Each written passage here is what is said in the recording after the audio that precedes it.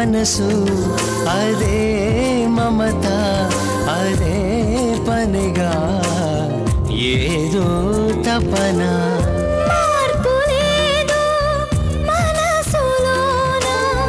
మార్పు లేదు మనసులోన కాలమా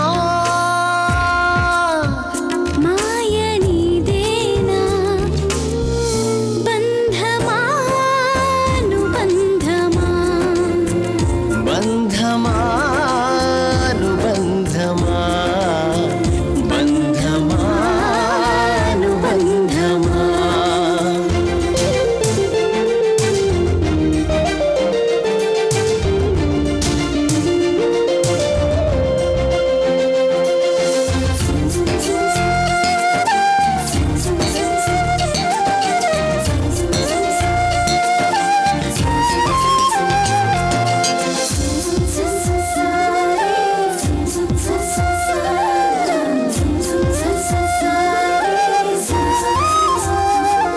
అదే తలపు అదే మలుపు కూర్పు నీదే మార్పు నీదే అదే తలపు అదే మలుపు కూర్పు నీదే మార్పు నీదే ఎవరికెవరో ఎవరికెరుక ఎవరికెవరో ఎవరికెరుక కాలమా తీర్పు నీదేగా బంధమా అనుబంధమా బంధమా అనుబంధమా బంధమా అనుబంధమా బంధమా అనుబంధమా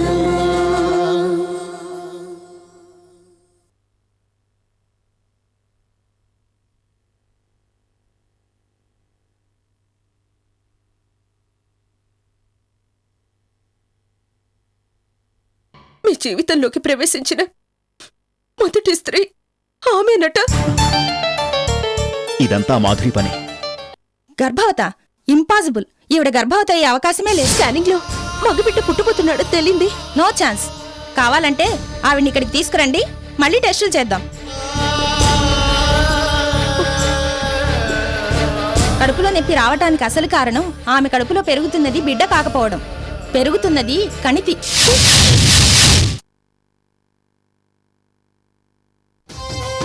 ఒరేయ్, ఉదయం 7 గంటలకో సాయంత్రం 6 గంటలకో వెళ్ళుంటే నేను నమ్ముండేదాన్ని. మిట్ట మధ్యాహ్నం పూట గుడికేంట్రా?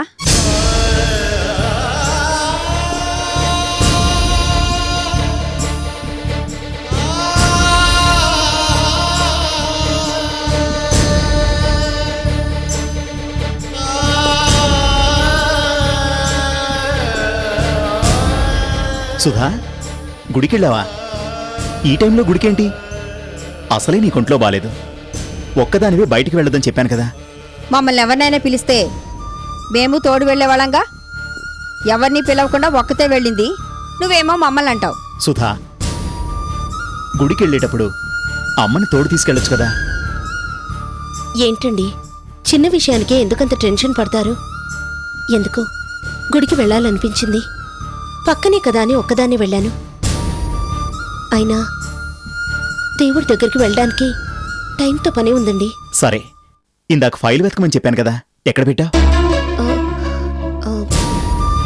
బీర్వాలో పెట్టానండి.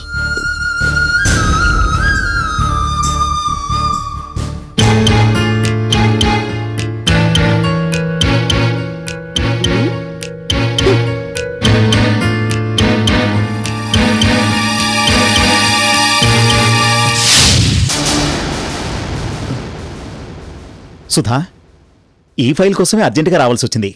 నాకు మీటింగ్ ఉంది, నేను వస్తాను. బాయ్ సుధా.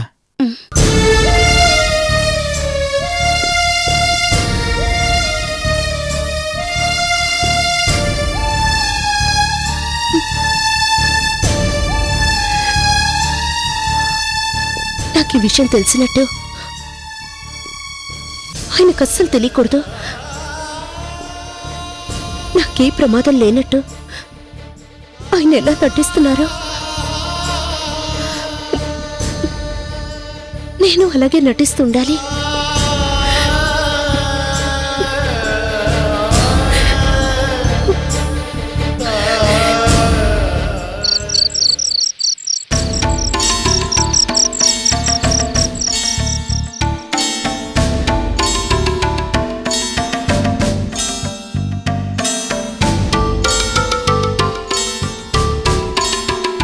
ఏంటమ్మా ఇంకా మాధురి రేణులు రాలేదా? రాలేదమ్మా. మాధురి ఆఫీస్లో ఏదో మీటింగ్ ఉంది, ఆలస్యం అవుతుందని ముందే చెప్పింది. కానీ రేణుకే ఇంకా ఎందుకో రాలేదు. ఆ వస్తుంది మన కారేనమ్మా, రా.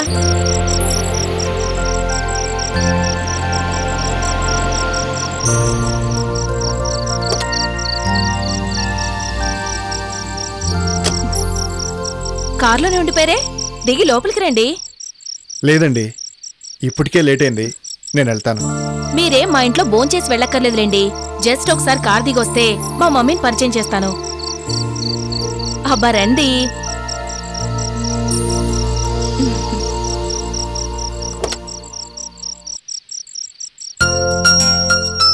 అమ్మా, ఇతను వరుణ్ అని పెద్ద ఇంజనీర్. నమస్కారం. నమస్కారం బాబు. మా అమ్మ, మా అక్క. నమస్తే. నమస్తే. సరే, మరి నేను వెళ్ళొస్తానండి. లోపలికి రా బాబు. ఇప్పటికే ఆలస్యమైంది. నేను రేణుక ఒకే చోట పనిచేస్తున్నాం కదా, ఈసారి వీలు చూసుకొని వస్తానులేండి. Okay Renuka, bye. Okay bye. Renu, అతను నీతో పాటు పనిచేస్తున్నాడంటున్నావు, మాధురికి కూడా తెలుసా? తెలుసమ్మా, అక్క కట్టబోయే బిల్డింగ్ కి ఇతనే ఇంజనీర్. అమ్మా, నేను ఫ్రెష్ అయ్యి వస్తాను. ఉమ్. శకుంతల, ఆ అబ్బాయి చాలా బాగున్నాడు కదూ? మీరెందుకు అడిగారో నాకు అర్థమైందమ్మా. రేణుతో అతని చనువు చూసి ఇద్దరూ ఇష్టపడుతున్నారేమోనని అనుకుంటున్నారు కదా. ఏదో ఒక చోట పనిచేస్తున్నారు కాబట్టి కాస్త చనువుగా ఉన్నారేమో గాని రేణుక్కి అలాంటి ఉద్దేశం ఏమీ ఉండదులే. నేనంటున్నది మాధురి గురించి. మాధురి ఆఫీస్ గొడవలో పడి పెళ్లి గురించే పట్టించుకోవడం లేదు. అబ్బాయి చూస్తే బాగున్నాడు, పైగా మాధురికి బాగా తెలుసు. ఒకవేళ ఇష్టమైతే మనమే చొరవ తీసుకుని పెళ్లి జరిపించాలి.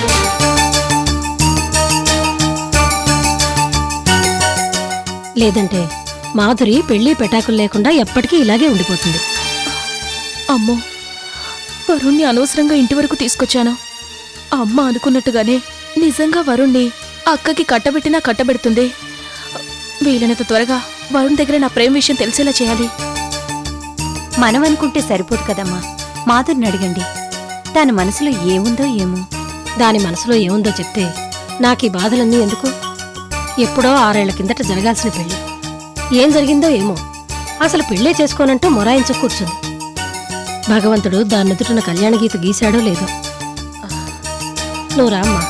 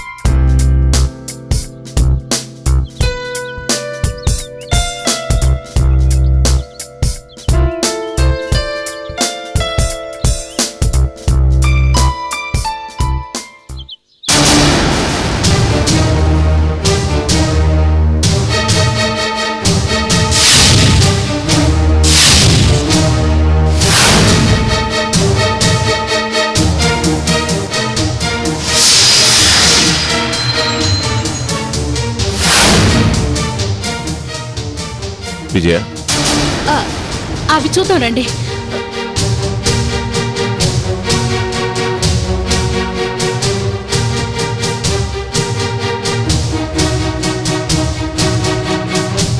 విజయ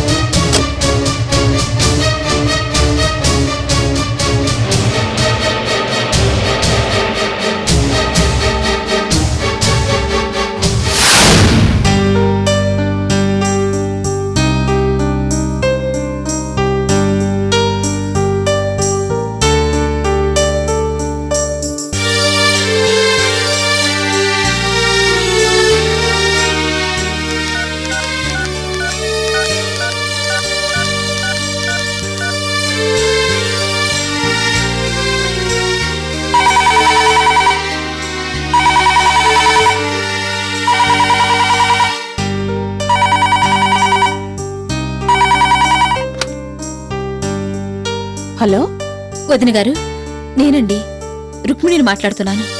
మీరా? ఎలా ఉన్నారు? బాగానే ఉన్నాను వదినా. శరణ్యతో మాట్లాడాలి, ఒకసారి పిలుస్తారా? పిలుస్తాను. ఎక్కడ పనిచేస్తుందో ఏమో, ఎప్పుడు చూసినా ఏదో పనిచేస్తూనే ఉంటుంది. వద్దని చెప్పినా వెందు. నిన్న బట్టలు ఐరన్ చేస్తూ చేయి కూడా కాల్చుకుంది.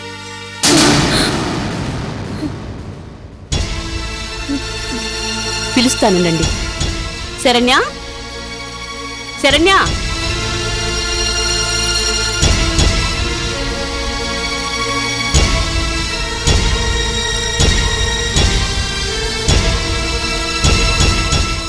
శరణ్య వచ్చింది, మాట్లాడండి. అమ్మ లైన్లో ఉంది. మాట్లాడుతుండు. అమ్మా, అమ్మా శరణ్య, ఎలా ఉన్నావమ్మా? నిన్ననే వచ్చి చూసి వెళ్ళావు కదమ్మా, అలాగే ఉన్నాను. చెయ్యి కాల్చుకున్నావట? అదేం లేదమ్మా, బట్టలు ఐరన్ చేస్తూ చూసుకోకుండా ఐరన్ బాక్స్ మీద చెయ్యి పెట్టాను, అంతే. ఎందుకే అలా అబద్ధాలు చెబుతావు? నిజంగానే నువ్వు చూసుకోకుండా చెయ్యి పెట్టావా, లేకపోతే మీ ఆయన కావాలనే వాత పెట్టాడా?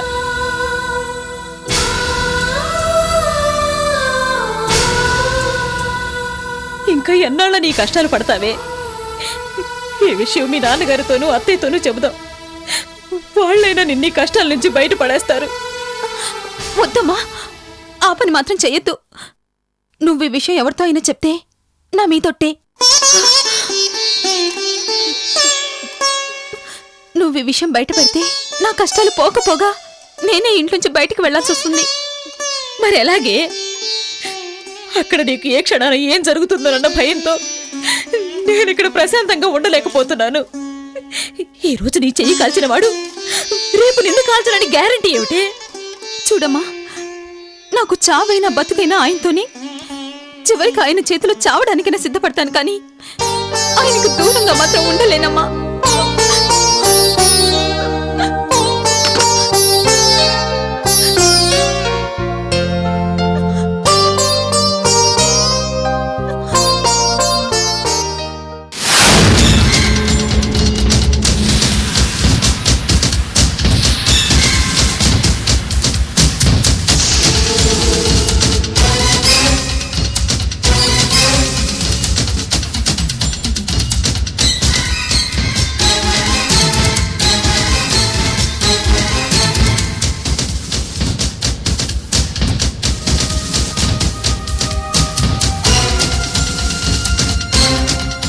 నమస్తే మేడం. ఏంటి తీరిగ్గా కూర్చునున్నారు? ఏం చేయమంటారు మేడం? చేయడానికి పనేం లేదు, ఏం చేయాలో తెలియక అలా కూర్చున్నాం. అప్పగించిన పనులు సరిగ్గా పూర్తి చేయడం చేత కాదు, కానీ మీకు మళ్ళీ కొత్త పనులు కావాలా? శకుంతల అనే ఆవిడ్ని చంపమని చెప్పాను, చంపారా? పాత కేసు గురించి ఇప్పుడు అడుగుతారేంటి మేడం? దాన్ని ఎప్పుడో లేపేశాం మేడం. చంపేస్తాను. రాస్కల్, నన్నే మోసం చేస్తారా? అది మేడం, నేను చెప్పేది వినండి మేడం. మేడం అసలు అది కాదు మేడం. మేడం ఆ రోజు అసలు ఏమైంది మేడం? రౌడీలు గూండాలంటే చాకుల్లా ఉంటారు, నువ్వేంటి చేతకని దద్దమ్మల్ని పెట్టుకున్నావు? ఆఫ్టర్ ఆల్ ఒక ఆడదాన్ని చంపడం కూడా చేత కాలేదు. శకుంతలని చంపండ్రా అని పంపిస్తే దాని అలా వదిలేసి చంపేశామని నాతో అబద్ధం చెప్తారా? ఎరా నిజమేనా? ఆ రోజు అది దొరికినట్టే దొరికి చివరి నిమిషంలో తప్పించుకుందన్నా. అవునన్నా? ఈ విషయం ఆ రోజే నాతో చెప్పుండాల్సింది కదరా. అది బతికుందని తెలుసుంటే నా ప్లాన్ వేరేలా ఉండేది. ఈ రోజు అది నా కంట పడింది కాబట్టి సరిపోయింది. అదే హరి కంట పడుంటే నా ప్లాన్ మొత్తం అప్సెట్ అయి ఉండేది. సారీ మేడం, వీళ్ళ నమ్ముకుని నేను చాలా పొరపాటు చేశాను. నాకింకొక అవకాశం ఇవ్వండి, దాన్ని తల తీసుకొచ్చి మీకు అప్పగిస్తాను. వద్దులే, ఇప్పుడు ఆవిడ జోలికి వెళ్ళొద్దు. ప్రస్తుతం నా జోలికి రాకుండా వేరే చోట ఎక్కడో సెటిల్ అయినట్టుంది. మళ్ళీ నాకు ఏ విషయంలోనైనా అడ్డుపడితే అప్పుడు చూద్దాం. పైగా త్వరలో నేను పెళ్లి చేసుకోబోతున్నాను. కనీసం అప్పటి వరకైనా ఇలాంటి గొడవల్లో ఇన్వాల్వ్ కాకపోవడం మంచిది. సరే, మీ ఇష్టం మేడం. సరే, వస్తాను.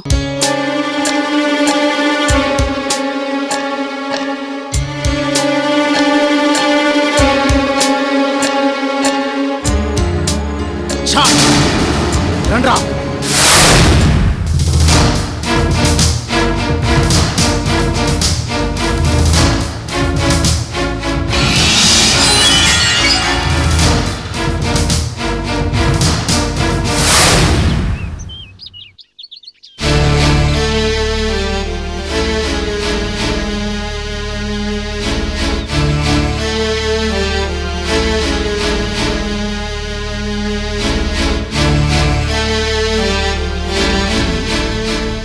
రుక్మిణి, రుక్మిణి, నిన్నేనే పిలిచేది. ఏంటండి? ఏంటి అంత పరధ్యానంగా ఆలోచిస్తున్నావు? ఏమీ లేదండి. 1కి 2 సార్లు పిలిచినా పలకంత పరధ్యానంగా ఆలోచిస్తున్నావు. ఏమీ లేదంటావేంటి? ఊరికేనండి, మన అమ్మాయి గుర్తొచ్చి ఆలోచిస్తుండిపోయాను. అంతలా ఆలోచించాల్సిన సమస్య మన అమ్మాయికి ఇంకేముందే? ఇప్పుడు చక్కగా అల్లుడితో కాపురం చేసుకుంటుంది కదా. అయినా అంతగా గుర్తొస్తే ఒకసారి ఫోన్ చేసి మాట్లాడు. ఉండు, నేనే ఫోన్ చేస్తాను.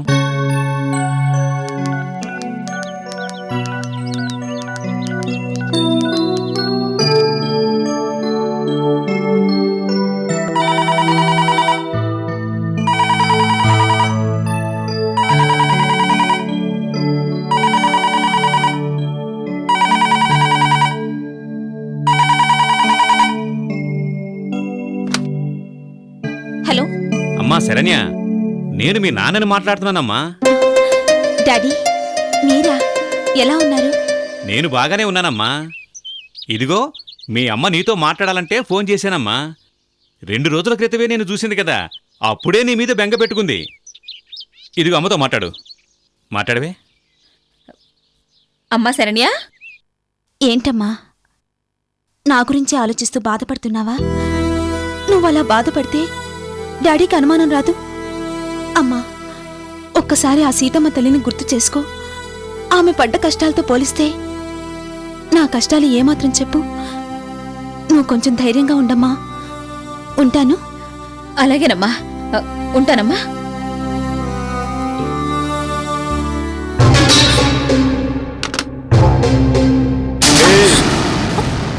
ఎవరితోనే ఫోన్లో మాట్లాడుతున్నావు?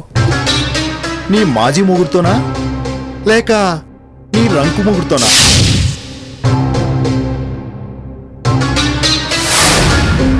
ఏంటి, నా మొగుడు పెట్టే టార్చర్ భరించలేకున్నాను, మనిద్దరం కలిసి ఎక్కడికైనా పారిపోదామా అని ప్లాన్ వేస్తున్నావా? ఏంటండి ఆ మాటలు? అనుమానించడానికైనా ఒక హద్దంటూ ఉంటుంది. చివరికి కన్న తల్లిదండ్రులతో మాట్లాడిన తప్పేనా?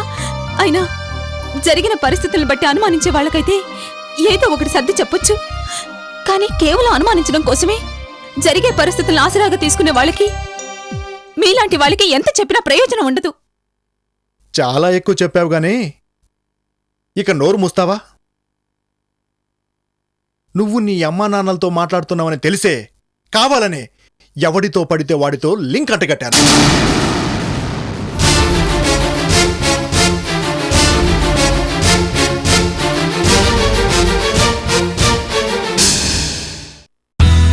మా వీడియోస్ కనుక మీకు నచ్చినట్లయితే like, share and don't forget to subscribe.